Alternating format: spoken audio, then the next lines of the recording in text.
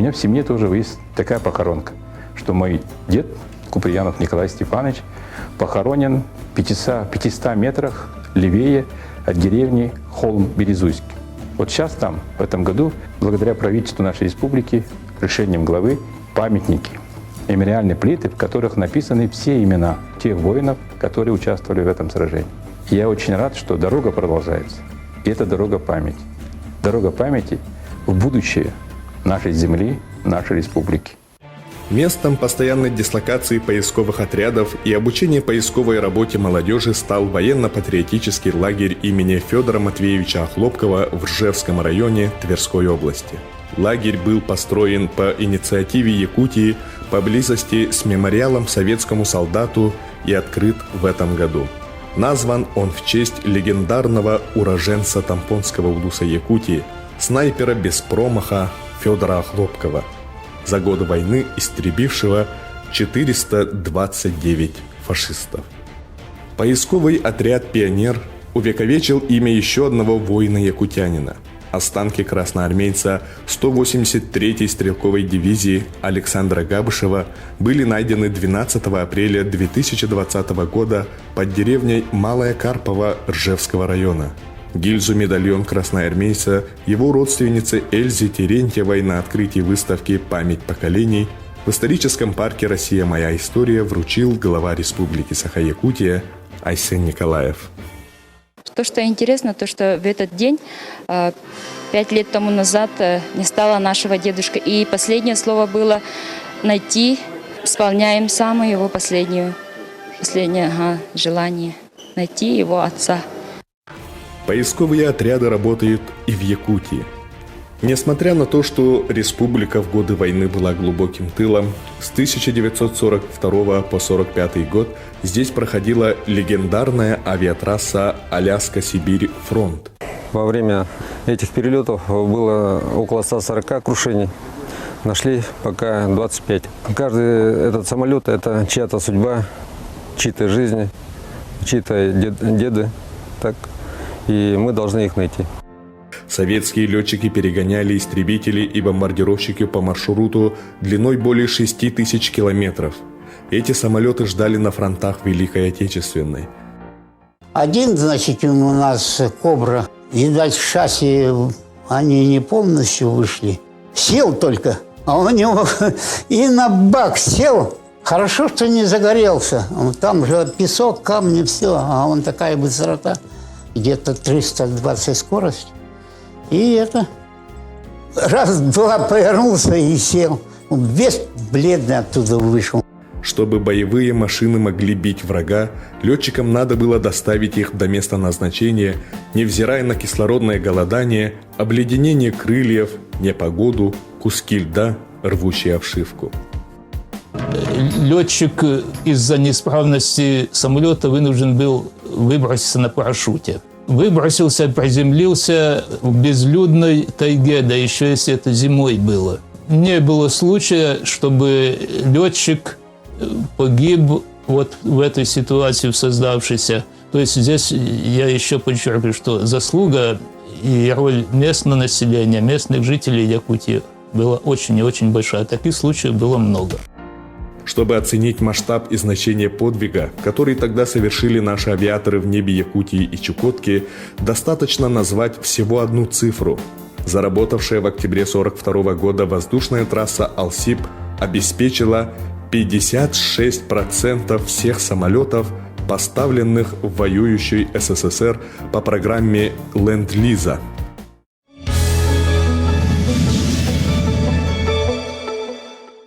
В работе поисковых отрядов активно участвуют подростки и молодежь.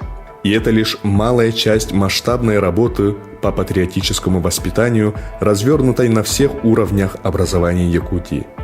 В юбилейный год Великой Победы теперь ежедневное исполнение государственного гимна Российской Федерации во всех школах республики стало обязательным.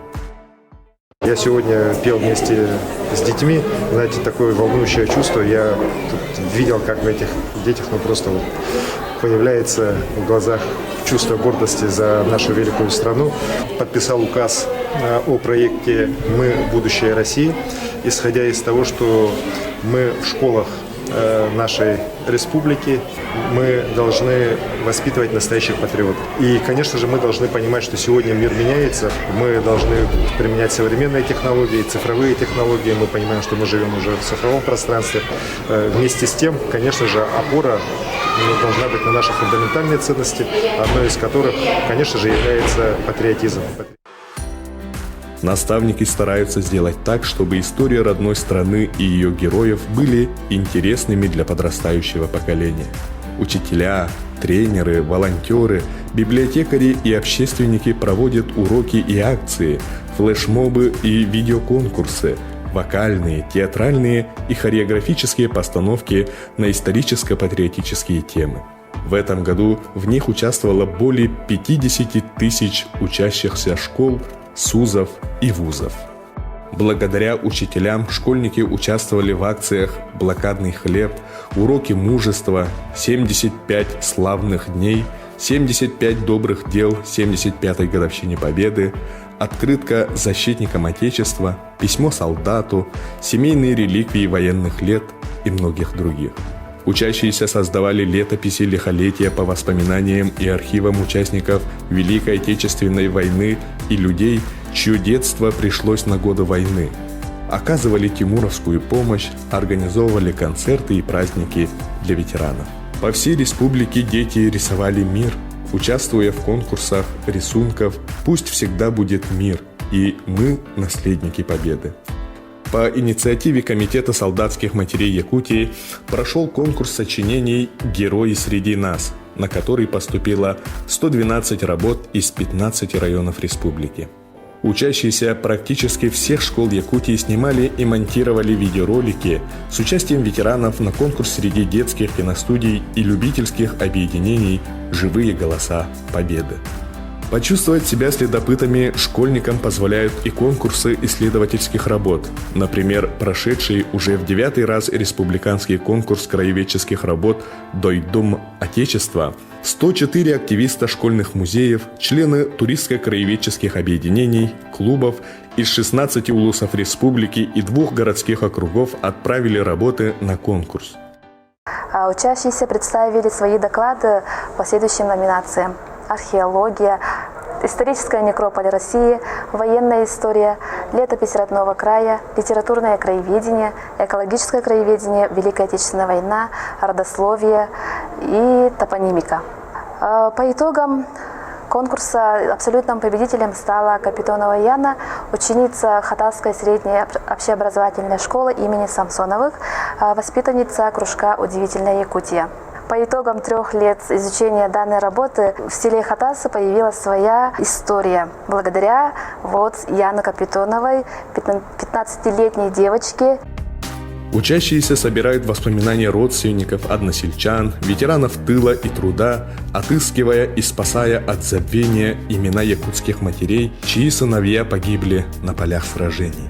В республике широко известно имя матери 5 сыновей Февронии Николаевны Малгиной, так и не дождавшейся их с фронта. Для увековечения имен всех матерей, потерявших детей на фронтах Великой Отечественной войны, проводится республиканский конкурс «Святые Матери Победы» на лучшую поисковую экспедицию школьников республики. В этом году в нем участвовали 134 учащихся из 8 улусов республики. Инициатива конкурса принадлежит Якутскому региональному отделению Всероссийского общественного движения «Матери России». По итогам многолетней работы учащихся удалось найти имена 243 матерей. Этот конкурс, он позволяет нашим юным поисковикам, детям изучать родословную. Сначала они изучают историю солдата, потом их родителей, матерей, отцов, братьев и сестер. И отсюда начинается их родословная. От того, что они узнали дальше, я надеюсь, что у них зародится желание искать еще что-то новое и новое. не только в родословной, да, не только в истории Отечественной войны, но и в истории вообще родного края. Одним из самых увлекательных форматов патриотического воспитания остаются традиционные военно-спортивные игры, наследники Зорницы, которые дают почувствовать себя настоящими защитниками Отечества, как, например, не в первый раз проведенная республиканская военно-спортивная игра «Снежный барс». Также школьники приняли участие в открытом турнире по пулевой стрельбе «Уолагатына» и во всероссийской военно-спортивной игре «Победа», проверив свои знания основ военной службы, истории и военно-прикладных навыков. Военный патриотизм – это часть патриотической работы вообще как таковой. Мы должны готовить молодежь, мы должны как-то подготавливать и морально, и физически, научить выживать, научить вести себя как-то в экстремальных ситуациях. И общая наша задача – готовить защитников Отечества. Передача ценностей поколения победителей современной молодежи и детям, преемственность любви к Отечеству наиболее наглядно выражается в застывшей скорби, мемориальных обелисках и памятниках. В Якутии насчитывается 15 воинских захоронений. В рамках федеральной программы восстановлены 2 памятника в поселке Зырянка, братская могила погибшим летчикам перегоночной трассы Аляска-Сибирь, и в поселке Нижний Бестях, воину-интернационалисту лейтенанту Сергею Астахину. Но в республике еще находится более 1800 объектов культурного наследия. Все они требуют бережного отношения как реликвии истории страны.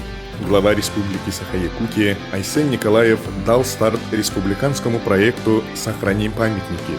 Вместе с супругой на личные средства восстановили уникальный образец деревянного зодчества мельницу-топчанку, построенную в 1932 году известным мастером Семеном Дьяконовым в местности Улахан-Кёль Сыланского наслега Чурапчинского района. На призыв откликнулись многие люди республики. Новую жизнь теперь обретают объекты культурного наследия в Якутии. Реализация проекта «Сохраним памятники» является одним из деятельных форм патриотизма. Практически во всех районах республики восстанавливаются или обновляются памятники культурного наследия. Все это делается на общественных началах. Особенно можно выделить жителей Намского, Среднеколымского, Чурапчинского, Нюрбинского улусов. Проект «Сохраним памятники» является не только уникальным по республике, да, но и в федеральном уровне. То есть все признают, и мы получали соответствующие признания от Министерства культуры и наших коллег. Уже как пример идет перед другими субъектами федерации, что можно организовать такой-то процесс, когда без участия вообще никаких бюджетных средств можно восстанавливать объекты культурного наследия. В Татинском улусе в августе состоялась презентация отреставрированного объекта культурного наследия «Восьмигранная якутская юрта» 1867 года, который расположен на территории Черкёвского историко-мемориального музея «Якутская политическая ссылка». Реставрационные работы проведены с помощью собранных средств сотрудниками Управления Федеральной налоговой службы по Республике Саха-Якутия. Мы хотели все-таки оставить какой-то след, хороший след, что все-таки налоговики – это те люди, которые любят все и поддерживают и культуру. И мы готовы и счастливы, что мы стали участниками вот этой прекрасной акции «Сохраним памятники» в Республике Саха-Якутия. В этом году особое внимание уделено памятникам, посвященным Великой Отечественной войне. В республике реализуется проект «Верни герою имя» по установлению имен погибших защитников Отечества и уходу за захоронениями и обелисками участников Великой Отечественной войны.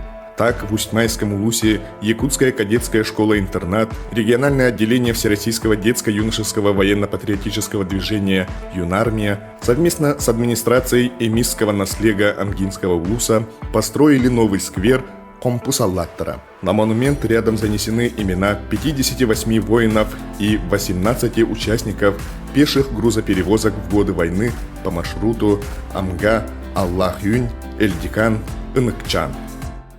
Я считаю своим долгом восстановить память ветеранам войны и тыла наших защитников Родины.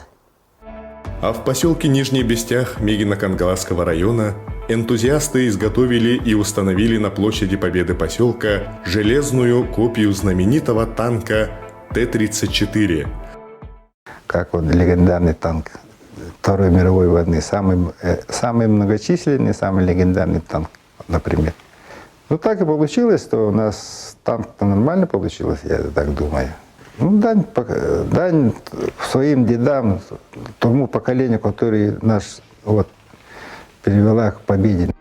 Сразу два памятника якутским снайперам появились в этом году в столице республики.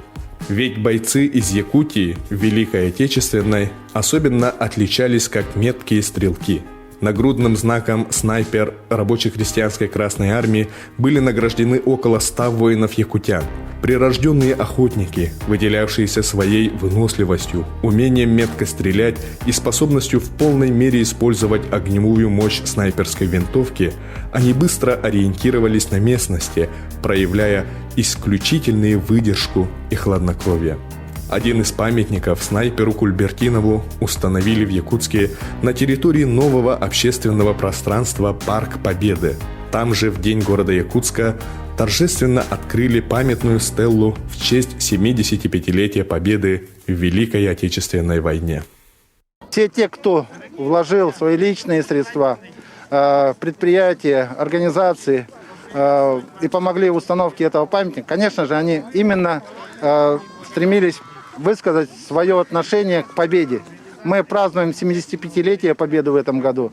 И каждый воин, который внес в победу свою энергию, свои силы, свои жизни, конечно, должны остаться в памяти.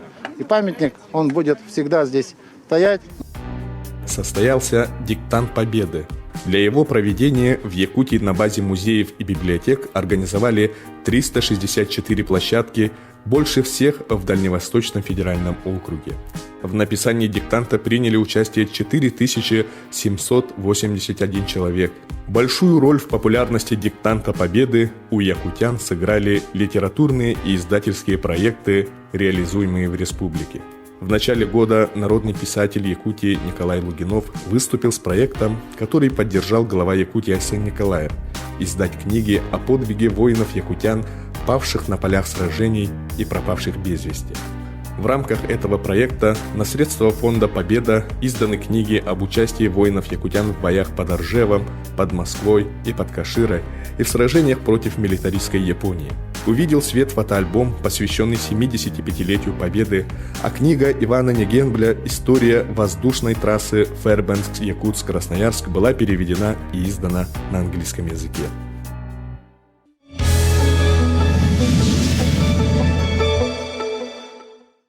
Различные ограничения, связанные с противодействием распространению новой коронавирусной инфекции, наложили свой отпечаток и на торжественные мероприятия в связи с 75-летием Великой Победы. Формат многих из них пришлось изменить. Многие запланированные мероприятия и акции перешли в соцсети и режим онлайн. Там запустили трогательные акции и флешмобы, выкладывали фотографии воевавших родственников, а также размещали их на сайтах «Бессмертный полк», «Мемориал». Даже региональный фестиваль самодеятельного художественного творчества «Победы. Праздничный салют» прошел в социальных сетях. Ресурсный центр «Победа» провел республиканский конкурс в рамках Всероссийского творческого конкурса «Это Великая Победа. 9 мая 1945 года». На него из всех районов республики поступило более 900 работ. Якутяне записывали на телефон и видео с песнями и стихотворениями о Великой Отечественной войне, о героях, о матерях солдат, о Великой Победе. Знаменитые песни «День Победы», «Катюша», «Журавли». 9 мая на телеканале НВК «Саха» состоялась онлайн-акция «Бессмертный полк». Более 120 ветеранов-северян прошли маршем по телевизионным экранам. В телевизионном формате якутяне присоединились к традиционной для всей страны минуте молчания. А завершились праздничные мероприятия в Якутске акцией «Фонарики Победы», когда горожане вышли на свои балконы и зажгли фонарики в память о тех, кто совершил великий подвиг на полях сражений и в тылу. Нынешнее поколение, не только я имею в виду молодежи, но нынешнее поколение всех старается принимать все возможные меры, чтобы реально подтвердить известный нам всем лозунг, что никто не забыт и ничто не забыто. Современники сегодняшние 2020 года, несмотря на все трудности, связанные с болезнью, несмотря на самоизоляцию, нашли возможность, каждый на своем месте, будь то чиновник или просто рабочий человек, подтвердить, что память о подвиге солдат Победы, память о Великой Отечественной войне в наших сердцах живет, и мы это передаем своим потомкам. И я думаю, что, дорогие наши ветераны, вы сами чувствуете на себе, вот какое внимание проявляется не только официальной власти, но и нашими добровольцами. Новый институт волонтерства, когда ваши правнуки, ваши внуки пытаются и принимают участие в оказании внимания к вам. Каждый участник Великой Отечественной войны обеспечен вниманием и со стороны Министерства здравоохранения, и со стороны Министерства труда и социального развития, и со стороны Министерства молодежи и социальных коммуникаций, когда они вот через призму своих действий доказывают, что любовь к вам, глубокое уважение к вам, уважаемые участники войны, ветераны тыла, оно повседневно, оно ежечасно и не является этой формальностью. И от имени Президиума Республиканского совета ветеранов я бы хотел выразить благодарность создателям этого фильма, выразить благодарность всем тем, кто достойно выполнил свои и должностные, и гражданские, и человеческие обязанности, проявляя к вам уважение и любовь именно вот своими действиями. Желаю вам крепкого здоровья всем. И я глубоко уверен, что мы достойно будем встречать Год Победы каждый год. В годы Великой Отечественной войны за проявленный героизм 24 якутянина стали героями Советского Союза и 1 героем Российской Федерации. 5 воинов-якутян удостоены Ордена Славы 3 степеней.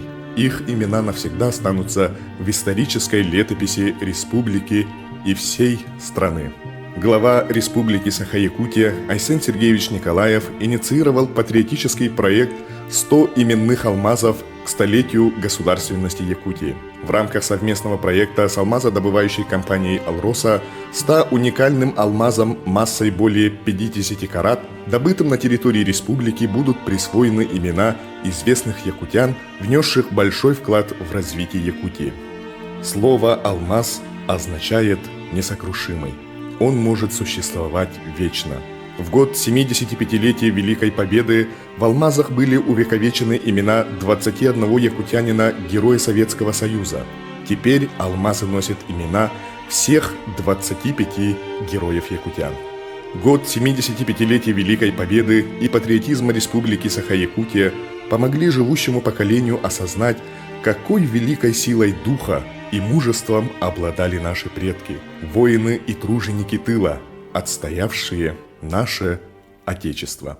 Поколение победителей не только гордится подвигом ветеранов Великой войны, но, гордясь примером своих предков, совершает их. Из наших современников, жителей Якутии, первым звание Героя России посмертно присвоили Александру Рыжикову, подполковнику милиции, отдавшему жизнь, спасая людей от терроризма. Высокое звание Героев России также гордо носят пилоты авиакомпании «Алроса» Евгений Новоселов и Андрей Ломанов, которые 10 лет назад, выполняя рейс из Мирного до Москвы, совершили аварийную посадку на непригодную для самолетов полосу и спасли 72 пассажира и 9 членов экипажа. Слова Максима Горького «В жизни всегда есть место подвигу» обрели особый смысл в этом году, события которого стали проверкой на прочность для всего общества. Перед лицом опасной инфекции проявились лучшие качества людей – самоотверженность, воля и мужество. С первых дней пандемии на переднем крае борьбы за жизнь и здоровье якутян находятся наши медики, верные своему профессиональному долгу. Свыше 8 тысяч медицинских работников лечат жителей республики от коронавируса, спасают их, не видя семей, находясь в постоянном напряжении всех своих сил. Ярко проявилась взаимная помощь и ответственность якутян. По всей республике развернулось волонтерское движение. С первых дней пандемии и по сей день более 3000 волонтеров Якутии пришли на помощь пожилым людям, инвалидам, всем, кто нуждается в поддержке и сочувствии. Ветераны Великой Отечественной войны могут гордиться поколением победителей.